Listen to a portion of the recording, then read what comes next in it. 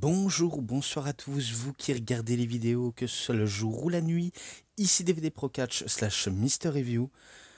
Alors, je vais pas faire de review d'un show en particulier, ou encore sur un DVD de catch, ou encore vous montrer un vlog, etc., etc., etc. Vu comment, maintenant, je pense que je vais sûrement parler de la situation et les, les anciennes controverses qui avait bien sûr surtout envers Tessa Blanchard. Donc je pense que c'est ce sujet auquel je vais m'attarder aujourd'hui.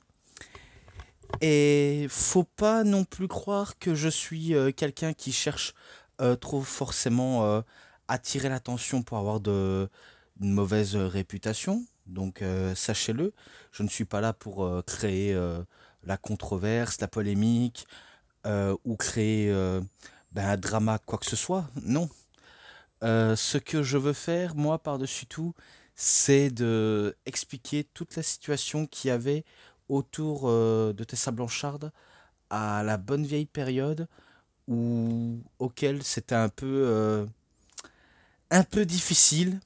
Donc peut-être que je vais y revenir là-dessus.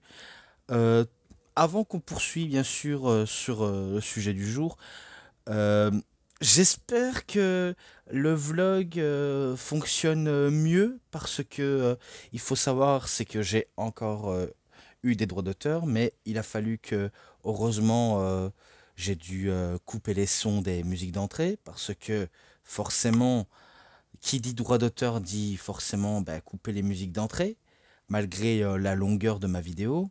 Donc, bien sûr, si vous n'avez pas vu, n'hésitez pas à le voir. Vraiment, ça vaut vraiment le coup d'œil. Parce que pour la première fois sur ma chaîne, c'est la première fois auquel je fais ce genre de vidéo, à le mettre sur ma chaîne YouTube de manière complètement normale. Et que j'espère qu'à l'avenir, quand je vais voir un autre show, je vais essayer de ne pas faire la connerie de filmer l'entrée avec la musique. Donc maintenant, il faut que j'agis autrement. Et si j'agis pas autrement, c'est que c'est moi qui fais n'importe quoi. Bref, tout a été fait à l'arrache, mais j'avais pas d'autre choix. J'avais pas d'autre choix. Et c'était un peu stressant à vouloir découper les passages où il y a les thèmes d'entrée. Et c'est loin d'être le plus agréable possible. Et que ça demande pas mal de temps. Donc voilà tout. Je vais quand même un petit peu couper vu comment il faut que je reprends ma respiration et après on va revenir au sujet du jour. A tout de suite. Bon, je repoursuis par la suite. Alors, vu comment je vais maintenant parler de la controverse qu'il y avait à l'époque autour de Tessa Blanchard et que maintenant je pense que je suis à peu près quasiment dedans pour vous l'expliquer. Donc, mais tout d'abord, peut-être que je pourrais d'abord vous la présenter comme il se doit, parce qu'après tout, pour ceux qui ne la connaissent pas ou d'autres qui la connaissent, ça vaut le coup de faire un résumé de son parcours dans le catch et de comment elle en est arrivée jusqu'ici. Et voilà, vous allez peut-être tout comprendre de qui est Tessa Blanchard, et comme ça, vous le saurez directement. Alors, Tessa Blanchard, il faut savoir que vous saviez maintenant, c'est une catcheuse, évidemment, mais c'est la fille de quelqu'un, la fille d'un Hall of Famer. Et cet Hall of Famer, il s'agit de Tully Blanchard, celui qui a été dans les Four Horsemen avec Ric Flair, Arn Anderson, il y avait aussi Holly Anderson, euh, Barry Windham, Sid. Il y avait aussi Hiro Matsuda, Sting pendant une petite période. Euh, Il y a- il y avait d'autres noms auxquels ils sont passés et auxquels ça en fera beaucoup à citer et qu'on va pas non plus trop s'éterniser dessus. Mais également la petite fille de Joe Blanchard, donc le père de Tully Blanchard, auquel c'était également un grand lutteur, tout comme son fils. Et également la belle-fille d'un certain Magnum TA. donc l'ex-rival de Tully Blanchard dans le circuit de NWA, AWA, ce que vous voulez, bref, c'est plutôt du côté de la Jim Crockett Promotion, notamment de la NWA, et auquel c'est quasiment sa belle-fille, et auquel c'est à peu près elle, son grand-père, enfin, c'est à peu près elle, auquel tout est inclus avec Magnum TA, Tully Blanchard et sa mère, etc. Bref. Bon, après, elle a aussi également des frères et sœurs, évidemment, mais aucun d'entre eux ne se sont jamais baignés dans le catch, à part elle. Et que, au début, elle n'était pas encore passionnée par le catch, elle avait d'autres préoccupations, jusqu'à ce que lorsqu'elle finit ses études, elle commence déjà à s'initier au catch par les conseils de son père et par les conseils de son beau-père, évidemment, et que c'est eux, entre autres, qui vont la former, mais aussi avec un certain Cédric Alexander. Oui, Cédric Alexander a déjà entraîné Tessa Blanchard, donc quelque part, je peux vous dire, pour Tessa, se faire entraîner au catch par une personne de couleur noire, est-ce que vous commenciez à voir le genre? Bien sûr, il n'y a pas de truc assez polémique que je vais dire, hein. On va y venir, mais déjà, elle se fait former par les personnes qui connaissent un peu ce milieu du catch, et que elle va également intégrer la WWE. À l'époque, je crois que c'était, si ma mémoire est bonne, je crois que c'était 2015-2016, j'en suis pas sûr.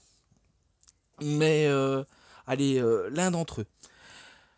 Auquel, forcément, on pensait qu'elle pourrait avoir sûrement un avenir glorieux à la WWE, bien évidemment, vu comment Charlotte, elle a déjà cet avenir qui est déjà très glorieuse.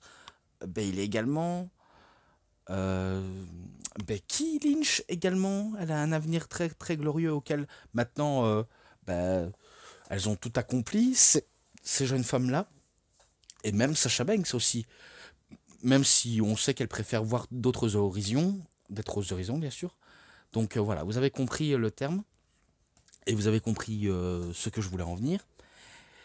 Et que quelque part, je m'étais dit, vu comment Bailey, Sasha Banks, Charlotte Flair, Becky Lynch, elles se font appeler les Four Horsewomen, donc les quatre chevalières, quoi.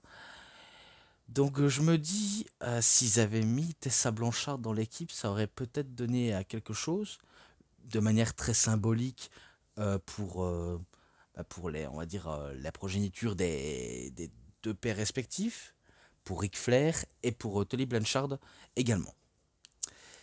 Eh bien, non, pas du tout. Vu comment elle avait commencé à faire quelques matchs à la WWE, même aller dans certains segments auxquels elle fait de la figuration, un peu comme dans les films d'ailleurs, vu comment je me rappelle d'un petit passage auquel il y avait Sheamus et Cesaro dans le bar, et auquel on la voyait dans certains angles, et que je m'étais dit, putain, c'est elle, je savais même pas qu'elle faisait partie du segment, et qu'elle fait de la figuration.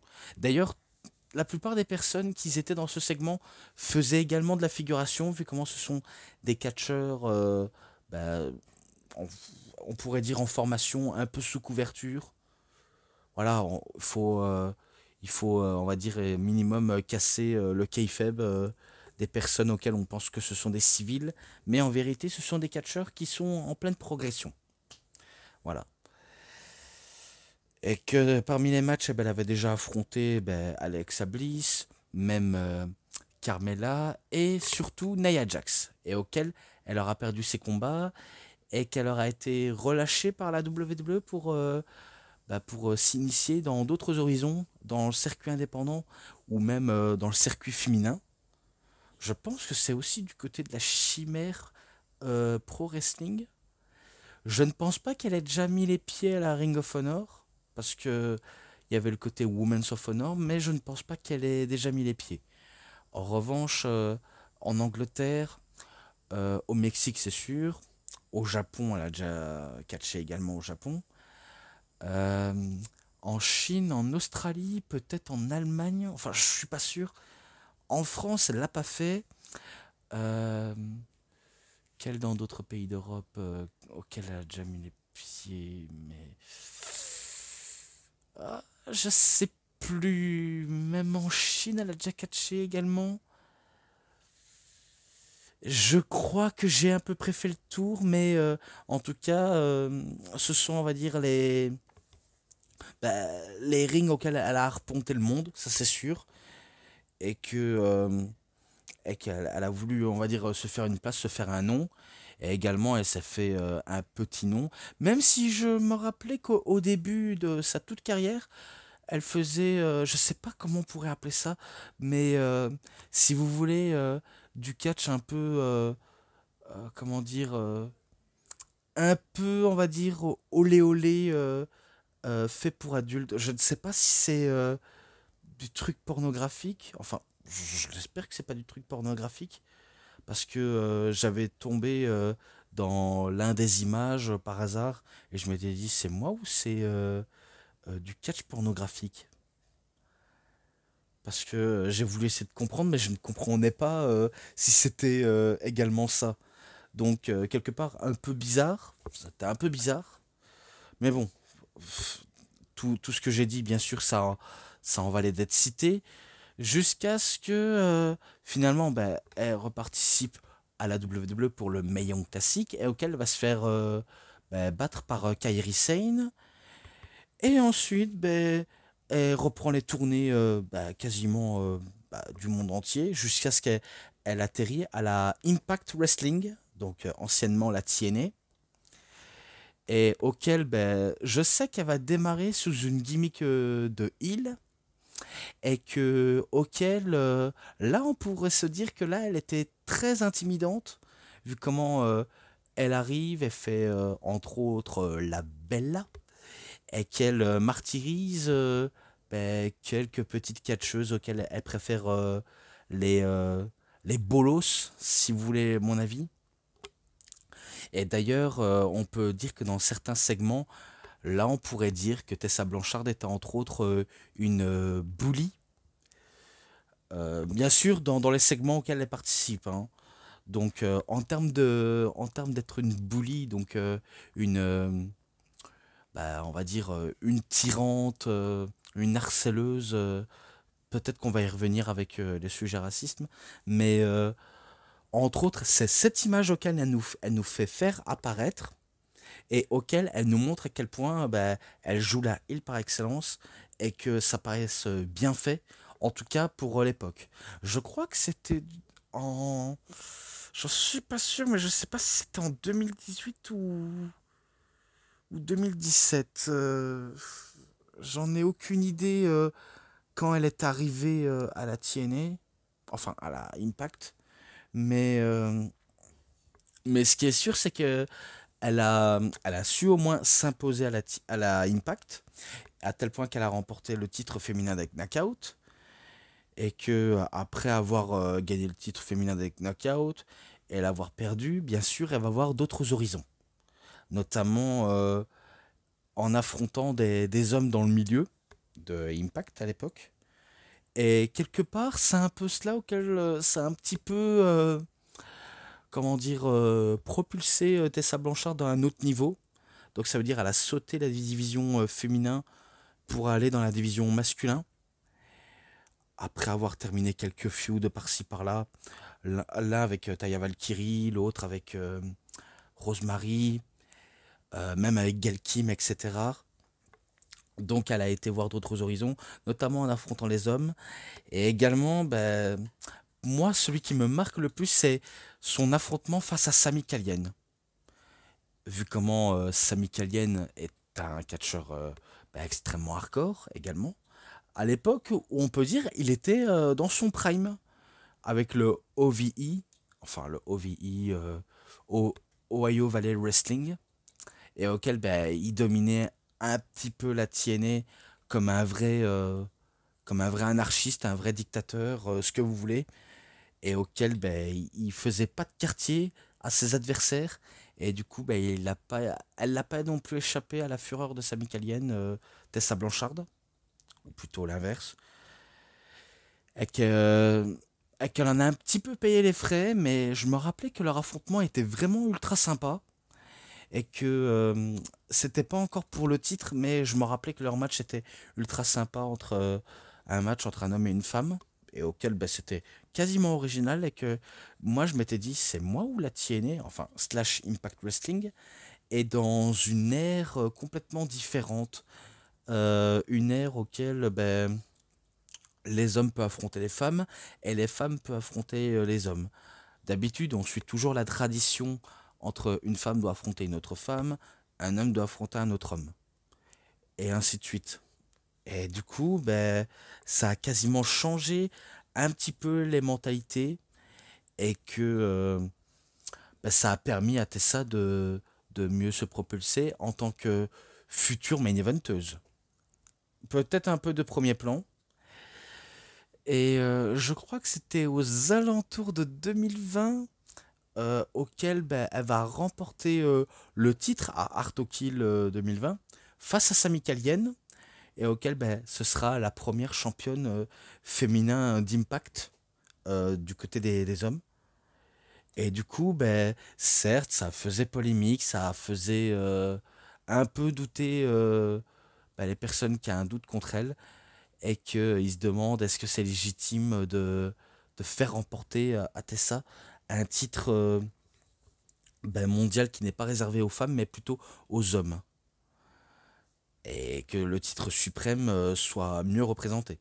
Eh bien, la TNA a eu ce risque de tenter de le faire d'elle une championne, mais du côté des hommes. Donc, non seulement elle a remporté les titres des knockouts du côté des femmes, mais elle remporte un titre mondial du côté des hommes.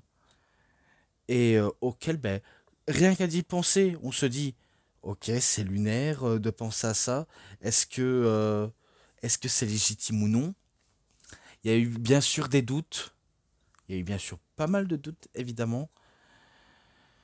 Bon, après, aussi, il faut savoir, c'est qu'elle était prévue pour affronter d'autres lutteurs. Je crois qu'il y avait Eddie Edwards, Eric Young et les autres. J'ai oublié qui c'était, mais je me rappelais que normalement, elle était prévue pour affronter les autres lutteurs qu'elle devait affronter dans un match à plusieurs. Et que malheureusement, il y a eu la période Covid, évidemment. Et du coup, la période Covid a un peu tout niqué. Les plans de la WWE, les plans de certaines entreprises de catch, et surtout les projets de certaines personnes, de tout être humain sur Terre. Ça a quasiment tout chamboulé. Et il faut savoir, c'est que elle vivait, et je crois qu'elle vit toujours, au Mexique, avec son ex-amant de l'époque. De toute façon, je peux vous dire des amours, elle en avait quand même, hein. Notamment, elle sortait à l'époque avec Ricochet. Et Ricochet aussi, il est un peu métis entre. Ouais, je crois qu'il est métis. Il est aussi d'origine, enfin, afro-américain. Je crois qu'il est américain. Parce que je sais qu'il est américain, mais en tout cas, il est métissé entre blanc et noir. Donc, je pense qu'il est métissé. Et auquel, ça aussi, bien sûr, on va y revenir. On va y revenir, bien sûr. Et du coup, vu comment elle vivait au Mexique et qu'elle était pas, qu'elle elle peut pas se déplacer par ses propres moyens, la TNA, qu'est-ce qu'elle fait? Eh bien, on décide de virer Tessa Blanchard et de lui retirer le titre de manière immédiate. Et c'était à cette période auquel je suis sûr que la moitié des personnes avaient arrêté de suivre la TNA, ou alors les plus fidèles ont suivi. Bon, après, moi, je ne suivais pas comme des dingues. Je regardais les résultats de temps en temps, mais j'étais pas non plus un véreux de TNA comme je suis maintenant, d'ailleurs. Parce que maintenant, j'ai repris goût à la TNA, et que là, je me dis, là, c'est intéressant. Là, il se passe un truc auquel on peut kiffer. On peut vraiment, vraiment, vraiment kiffer. Et que malgré ça, ben, se faire virer. En plus, si j'avais bien compris, elle allait se marier avec Daga, parce que le catcheur s'appelait Daga, et que, en plus, en se faisant virer alors que on est à l'approche d'un mariage, c'est vrai que c'est vraiment un mauvais timing pour tout ça, et que bah, c'est dommage, c'est vraiment dommage. Et je sais que depuis 2023, ben, les deux, ils ont rompu. Donc voilà, c'est comme ça comment une histoire d'amour se finit. Et voilà, la vie sentimentale des gens, normalement, ne me regarde pas, mais ça valait le coup de citer. Voilà tout. Parce que maintenant, elle en a un autre compagnon, et c'est un compagnon auquel il est masqué, et je crois que c'est un masque de sphinx, si j'ai bien compris. Je ne connais à peine son nom, il faudrait que je vérifie, parce que là, je suis un peu perdu, honnêtement, et un peu... je sais pas comment vous dire, hein, mais bon, mais bon. Donc, non seulement il y a eu ce virement de la part de la TNA, mais il y avait également ben, des allégations autour de elle. Et que, bien sûr, bien sûr, Tessa Blanchard, elle a fait un tweet, entre autres, qu'il fallait ben, que les femmes se soutiennent mutuellement. Eh bien, bien sûr, elle ne s'est pas fait prier à tel point qu'elles sont toutes soutenues jusqu'à ce qu'il y a ben, un message, je crois que c'est d'une d'une catcheuse également, d'origine portoricaine, et je crois qu'elle se fait appeler... Attendez, parce que j'ai fait une capture d'écran. La Rosa Negra. Je crois que c'est Rosa Negra. Qui avait, on va dire, lancé un tweet comme quoi bah, que Tessa Blanchard l'aurait bully, que ce soit en plein match ou dans les coulisses, à ce qui paraît, et qu'elle aurait apparemment craché au visage et en disant des propos racistes à son encontre. Alors, de quels propos racistes elle a dit? Bah, je sais pas moi, espèce de sale haine, ou de salope de haine, je ne sais pas quoi. Bref, le N-word. Bref, je n'ai aucune idée de ce qu'elle a pu vraiment dire. Mais après, selon la Rosa Negra, cette scène apparemment dans les coulisses était apparemment réelle. Alors, techniquement, je ne suis pas dans les coulisses, je n'ai pas été dans les coulisses de tout ça. Mais il faut savoir que cette affaire, parce que j'ai été voir la date de cette affaire, apparemment, cette affaire s'était déroulée en 2017 et que s'était déroulée au Japon. Je crois que c'était du côté de la Stardome, vu comment Tessa elle catchait du côté de la Stardome. Après la Rosa Negra, je pense qu'elle catchait également au Japon. Je sais pas s'il y a une vidéo qui existe dans leur affrontement, mais tout ce qui est sûr, c'est que ça a été dit bah, en coulisses et que bah, il y a eu des mots qui ont fusé et on ne sait pas si c'est vrai ou si c'est faux. Et du coup, ben, voilà comment je préfère de dire ce débat. Parce que récemment, il faut savoir, c'est que il y avait une vidéo sur ben, les résultats du pay-per-view de la TNA, donc également Sacrifice qui a eu lieu bah, la semaine passée, et que bah, justement Marius Playground, auquel ben, je la suis également sur YouTube, et auquel ben, je ne manque jamais une occasion de lui faire un petit message pour le référencement de sa chaîne, comme un genre de soutien, et auquel je pourrais donner mon avis. Quand elle a sorti, bah, bien sûr, un argument. Je sais qu'elle avait sorti un truc du genre pourquoi elle est de retour, mais je crois que c'était du côté de Final Resolution de 2024. Donc, ça avait commencé avec le Final Resolution 2024 et que elle avait commencé bah, à dire que qu'elle n'était pas, on va dire, hypée de l'avoir, à propos pour les allégations à son encontre, et auquel elle préfère pas l'avoir du tout. Je peux comprendre, je peux comprendre Marius, qu'elle est un peu réticente envers les personnes, par exemple les catcheurs trop vieux qui sont là pour voler la place aux jeunes, et bien sûr je pense notamment à Goldberg. Donc oui, bien sûr, Marius, je regarde toutes tes vidéos. Je sais que tu as dit un truc sur Goldberg du genre Goldberg, il mérite pas d'être sur le ring en 2024 ou en 2025, qui fait sa tournée d'adieu et qui fait pas chier son monde. Je suis au courant. Après, j'ai envie de te dire à propos de Goldberg, si lui, il veut conclure peut-être bah, un match sous une bonne note, parce que je pense que c'est ça un peu son objectif, du fait que c'est pas mensongère, bah, laissons-le faire. Laissez-le faire, why not? Et après, j'espère qu'il va tenir ses promesses. N'importe qui d'autre.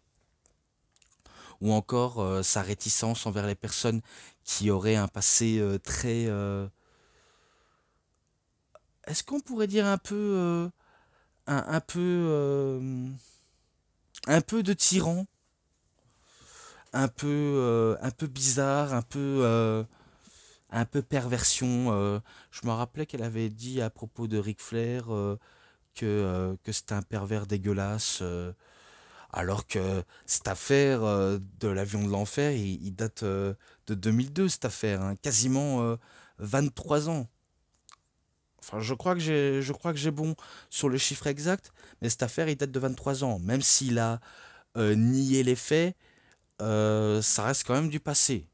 Et le passé, vaut mieux, vaut mieux, on va dire, rester en arrière, vu comment maintenant ça ne sert plus à rien. Donc, qu'on aime ou pas la personne, on peut le reconnaître, c'est une légende. Il a fait des erreurs dans sa vie. D'ailleurs, qui n'a pas fait d'erreur dans sa vie? Qui n'a jamais fait des conneries dans sa vie? C'est ça la question. Parce que je lui avais posé un long message, même si je suis persuadé qu'elle ne l'a pas lu, et ça c'est un peu dommage de sa part, parce que moi je voulais lui laisser un long message auquel elle pourrait normalement réagir, et qu'elle pourrait me donner son avis. Mais vu comment elle m'a pas donné son avis et son opinion, elle ne m'a pas donné pour en débattre, bah pour moi, elle n'a pas d'argument, tout simplement. À propos de Tessa, bien sûr. Bon, après, il y a d'autres personnes auxquelles elle ne peut pas les blairer, Marius, notamment Vince McMahon, en le traitant, bien sûr, que c'est un saligo, un violeur, etc. Un truc auquel maintenant, s'il y a du viol, s'il y a du V, s'il y a du ci ou là, maintenant, ben, on veut à tout prix cancel les gens. Oui, moi-même aussi, je me plaignais à propos de Vince McMahon, je reconnais. Je le défends pas comme mon daron, mais il faut savoir que, avant toute chose, sans lui, le catch n'aurait pas été possible. Il faut le reconnaître. Le catch, sans lui, n'aurait pas été possible s'il n'avait pas été là. S'il n'avait pas révolutionné le business, bien que en faisant des choses pas très nettes, mais tout de même. Mais je ne défends pas pour les atrocités, pour les pires choses auxquelles il l'a fait. C'est un peu comme Ric Flair, je le défends pas. Pour Goldberg, bien sûr, il a, il a bien sûr blessé des personnes, il a bien sûr également volé la place aux jeunes, mais bon, c'est la WWE qui ne savait pas mieux, on va dire, prendre des bonnes décisions en même temps, hein. Donc quelque part, c'est vrai que Goldberg, il s'en était pris plat la gueule, parce qu'il a manqué de tuer Bret Hart, même il a plus ou moins donné un coup de pied raté, et bien sûr, il a été débile sous ce coup-là. Donc s'il n'avait pas, on va dire, donné un mauvais coup de pied à la tête de Bret Hart, eh ben, Bret Hart serait sûrement encore là en train de catcher et de prendre une retraite bien méritée. Ou encore s'il n'avait pas fait de la merde en Arabie Saoudite en affrontant l'Undertaker en essayant de le tuer avec un jackhammer, ben, peut-être que leur match aurait été mieux exceptionnel. Bref, il y a des tas de trucs auxquels ils ont été reprochés. Et du coup, ben, c'est ce qu'elle reprochait bah, à Tessa Blanchard. D'ailleurs, n'importe quelle personne lui reproche bah, d'être raciste, d'avoir, on va dire, insulté une personne de couleur noire. Enfin, à ce qui paraît, elle aurait insulté plusieurs personnes de couleur de noir. Enfin, couleur noire, bien sûr. Mais, euh, mais ça, je peux vous dire, ça, j'ai un petit doute. Parce que de dire à tel point, parce que quand j'entends un mot qui sort de sa bouche à Marius en disant que Tessa, elle est raciste, euh, ça, c'est vrai, c'est un truc auquel je me dis, c'est pas bien d'être raciste, c'est pas bien de dire des trucs aussi graves, mais de traiter comme ça, à tort et à travers les personnes de racistes, il faut un minimum de preuves. Il faut déjà un minimum de preuves. Et d'ailleurs, elle aurait pu dire, Marius, en disant qu'elle est raciste pour avoir dit quelque chose comme ça. Je- J'aurais dû... Peut-être que j'aurais dû lui dire, ouais, elle a dit ça à qui, etc. Bon, même si cette Rosa Negra, je ne la connais pas plus que ça, mais en même temps, une portoricaine qui se fait appeler Rosa Negra, euh, déjà, je sais pas, on va dire, comment vous dire clairement, mais déjà, quand t'as un nom pareil, je sais pas, je comprends pas, moi. Tu sais, enfin, vous saviez, il y en, il y en a qui se font appeler, bah, Necro Butcher ou un catcheur mexicain qui s'appelait Negro Garza, je crois. Enfin, je sais plus, mais vous voyez le terme de mot, c'est vrai que c'est un peu un sujet tabou. C'est vraiment un sujet tabou, mais bon, c'est moi je comprends pas. Honnêtement, je comprends pas pourquoi certains se font appeler Negra, Negro, quelque chose comme ça. Vraiment, j'en ai vraiment aucune idée pourquoi, hein. Clairement. Donc, bien sûr, il y a eu tout ça, et maintenant on la traite de raciste, et c'est pour ça auquel ben, toutes les structures de catch auxquelles elle participait, la moitié elle s'est fait cancel, parce que la moitié des catcheuses se sont soutenues, a soutenu évidemment celle qui a été victime de racisme ou apparemment de bully. D'ailleurs, en disant que elle c'est une bully, déjà il faut une preuve qu'elle a réellement intimidé d'autres personnes. Parce que c'est facile de dire que c'est une bully. Après, s'il y a des preuves contre elle qu'elle a réellement bah, agressé des personnes, allez, on va dire, entre guillemets, agressé sexuellement un mec, ou même une femme, on sait jamais, on sait jamais. Parce que dans le catch, tout est possible. Est-ce qu'elle aurait, on va dire, tabassé les personnes sans état d'âme? Est-ce qu'elle aurait fait bah, des blagues un peu limites? Est-ce qu'elle aurait, je sais pas moi, des tas de trucs. Allez-y, accusez-la même qu'elle aurait été accusée de tentative de meurtre, n'importe quoi. De toute façon, tout ça, il n'y a pas de preuves, c'est que tous des conneries. Voilà. Moi, je tenais à vous dire, tout ça n'est que de la connerie sans preuve. Voilà. Pour moi, il n'y a aucune preuve qui le prouve. S'il y aurait des témoignages des personnes qui auraient été victimes d'intimidation envers Tessa Blanchard, là, je croirais. Là, je croirais. Du fait que cette personne dise la vérité, bien sûr, hein, parce que il y en a qui sont prêts à tout pour raconter n'importe quoi, pour que les gens croient à leur discours et font à tout prix voir la personne comme la pire des méchantes, le pire ordure humaine, etc. Bref, une personne avec qui tu peux pas travailler avec, vraiment. Comme un pestiféré. Voilà, il y en a qui sont prêts à tout. D'ailleurs, suite à d'autres renvois, notamment à la TNA et dans d'autres structures, elle avait fait une interview comme quoi, à cette période, ben, vu comment elle venait de se marier, etc., elle sentait qu'elle n'était pas, entre guillemets, bien dans sa vie, qu'elle avait même pensé tisser un sujet suicide, apparemment. Et après, je sais pas si c'est un moyen de se racheter, hein. Je sais pas si c'était un moyen de se racheter ou avoir de la compassion envers elle.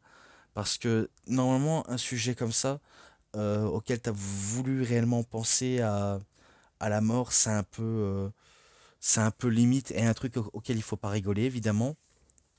Mais, euh, mais comment dire, bien sûr, elle a, on va dire, été un peu sur la liste noire de les compagnies de catch, donc suite à ce backlash, et auquel ben, s'est exilée au Mexique. Elle a commencé à catcher n'importe où, soit aux États-Unis ou au Mexique. C'est plus notamment à la CMLL auquel elle va au moins se faire au moins une petite place, vu comment elle catchait aussi à la AAA. Et également, elle avait mené des bons combats, notamment, je me rappelais, contre Stephanie Vaquer et d'autres catcheuses auxquelles elle a affronté, et même fait équipe avec une autre catcheuse. Et suite à ce petit quiproquo, je crois, un quiproquo assez limité, il y a une photo sous son Instagram à Tessa Blanchard et à la Rosa Negra, auquel eh ben, l'une des deux a partagé cette photo, auquel elles auraient apparemment trouvé un terrain d'entente. Et ça, je sais pas si c'est vrai ou si c'est faux, parce que j'ai voulu essayer de fouiller en profondeur, mais, euh, mais voilà quoi, j'ai voulu voir si c'est vrai ou si c'est faux. Mais il y a une photo des deux auquel bah, je vois pas le problème en fait. Je sais que en légende, bah, la Rosa Negra a expliqué ben, les termes, peu importe qu'on soit les bonnes personnes ou non, etc. Bref, j'ai pas le souvenir de ce qu'elle a dit parce que je m'en rappelle plus maintenant, au moment auquel je tourne. Mais je sais ce qu'elle a entre guillemets dit. Et bien sûr, il y avait aussi les paroles de Tessa Blanchard. Donc, après tout ça, apparemment, suite à ce sujet raciste, apparemment, elle ne s'est pas réellement excusée. Mais il faut que je vous le souligne, un truc. Si elle aurait dit des propos racistes, elle aurait dit à tous les noirs de la planète, ou même à les latinos de la planète, bref, tous ceux qui ont des différentes origines, elle aurait dit ça à tous les noirs en question. Ça ferait évidemment polémique, un peu comme Hulk Hogan. Hulk Hogan l'a fait et il en a payé les frais.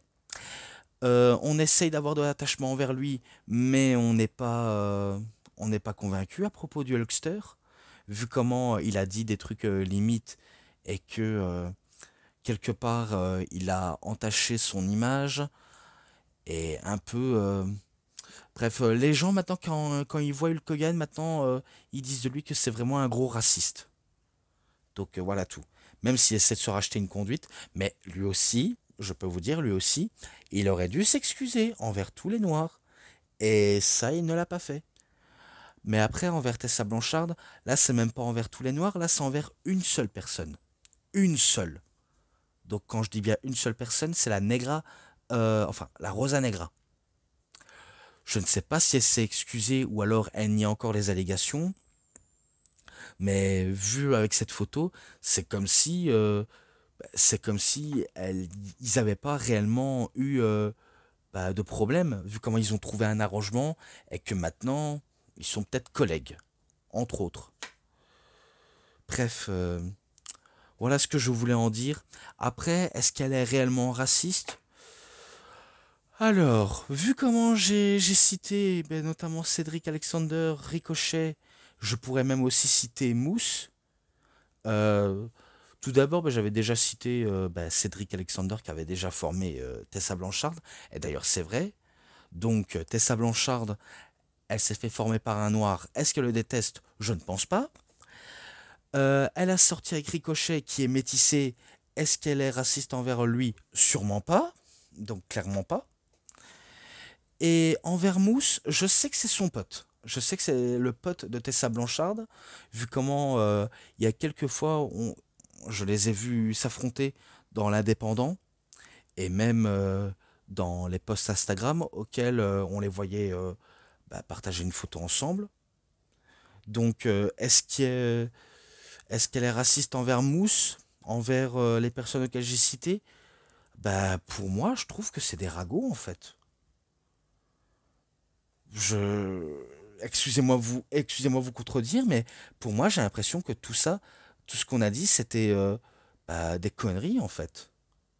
Même si ça sort un peu de mon contexte, mais en tout cas, si elle est pote avec lui, ça veut pas dire qu'elle est forcément raciste. Parce que déjà, pour prouver à un point que tu es raciste, il faut montrer à quel point tu es réellement raciste. Donc, il faut au moins se faire une idée. Voilà. Parce que avant de juger les personnes, vaut mieux minimum se renseigner. Et bien sûr, je ne tacle pas encore une fois Marius, même si elle a l'impression que je vais la tacler. D'ailleurs, c'est même pas sûr qu'elle regardera sa vidéo. Enfin, c'est pas grave qu'elle reste dans son coin et qu'elle ne regarde pas, quoi. Bref, peu importe. Mais moi, je continuerai toujours à lui faire une bonne référencement pour sa chaîne, voilà. Mais avant de dire ça, il faut quand même déjà te renseigner parce que c'est facile de dire telle ou telle personne qui sont comme ça. Bon après, ça peut arriver, je peux vous faire une petite théorie fantasy. Ça peut arriver que dans un match, il est possible que les deux ont eu un match et qu'il s'est peut-être passé un truc auquel il s'est à peu près mal passé. Peut-être, je dis bien peut-être, et que peut-être par énervement, elle a commencé à dire des trucs sans réfléchir.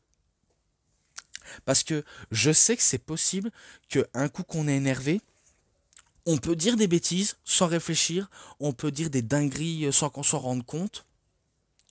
Peut-être qu'à la fin, on essaye de se remettre en question, mais ça peut arriver.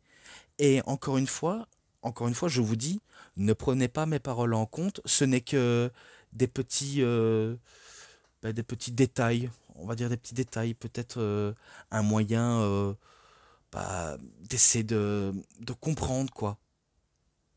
Mais après, qu'est-ce que vous voulez que je dise? On n'était pas au Japon, on n'a pas vu de ce qui s'est passé en coulisses. Euh, Déjà, il faut vraiment une vraie preuve. Voilà tout. Donc, bien sûr, je ne dis pas que c'est une ordure. Je ne dis pas non plus que c'est une bonne personne. Tout ce que je peux dire. Tous les humains ont des défauts. Elle a des défauts, j'ai des défauts, vous avez des défauts. Euh, on est tous des humains, on n'est pas tous parfaits. Comme je l'ai dit, dans le monde du catch, c'est pas le monde des bisounours.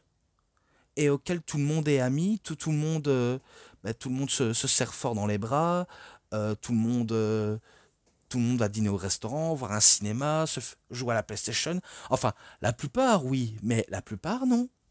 La moitié, non. Parce que si on aurait été dans les années 80, bah, c'est sûr, les vestiaires, ils sont chauds, hein.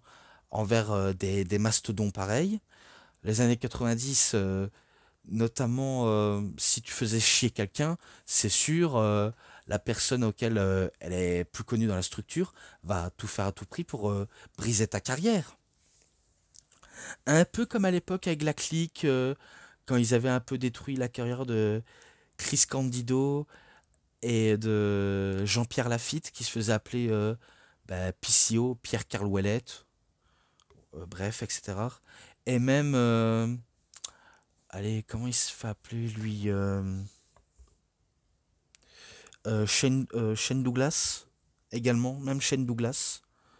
Bref, si on avait un malheur de dire qu'on n'est pas d'accord avec eux, c'est sûr, ils vont tout faire pour t'enterrer, bien évidemment. Et que malheureusement, c'est une période auquel on peut être des mauvaises personnes. Parce que ça peut arriver d'être une mauvaise personne et après on se rend compte de tout le mal qu'on a fait, on essaie d'oublier, de changer. D'autres qui changent, mais d'autres pas du tout. Donc voilà, moi c'est uniquement mon avis. Vous n'êtes pas obligé de prendre mon avis bah, de manière juste, parce que comme je l'ai dit, je n'ai pas toujours raison, mais ça ne veut pas dire que j'ai toujours tort, bien évidemment. Donc maintenant vous avez compris, Tessa Blanchard est de retour à la TNA sous un registre de heal, et que maintenant, on peut le dire, je pense qu'elle est meilleure en heal, Tessa Blanchard.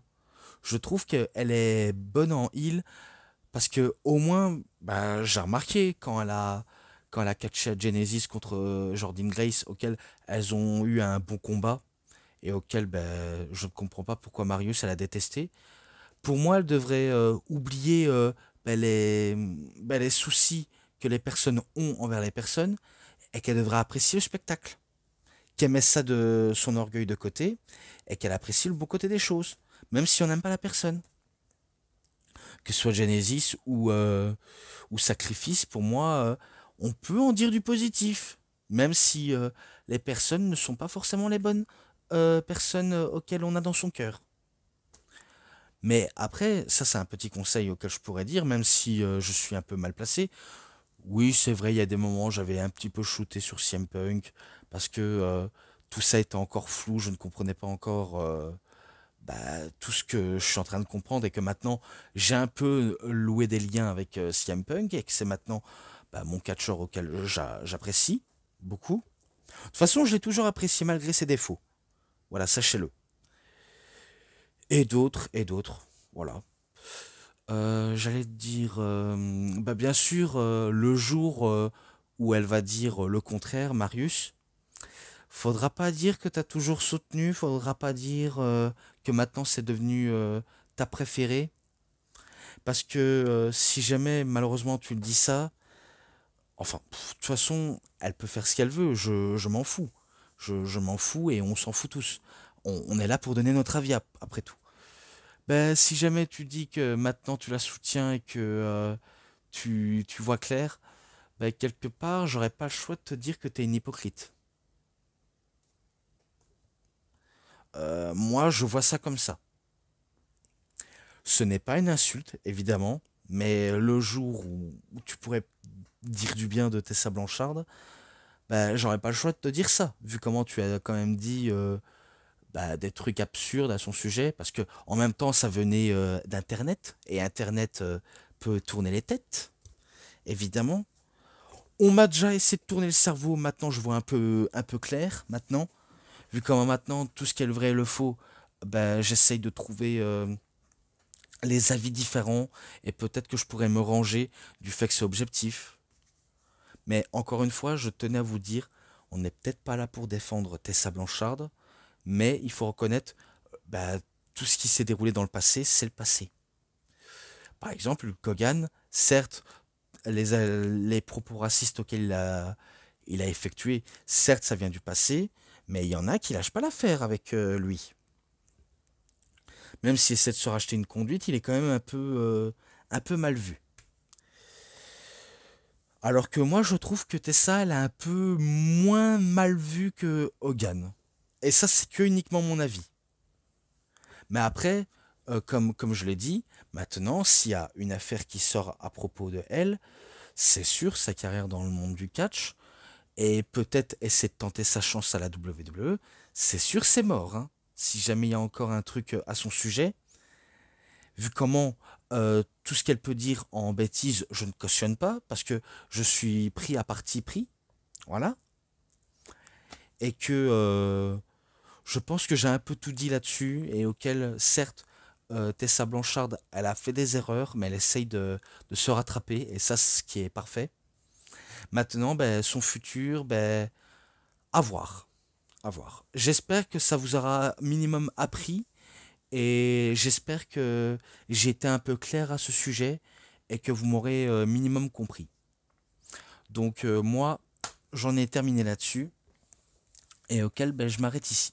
C'est tout pour cette vidéo de review, c'était DVD Pro Catch / Mister Review.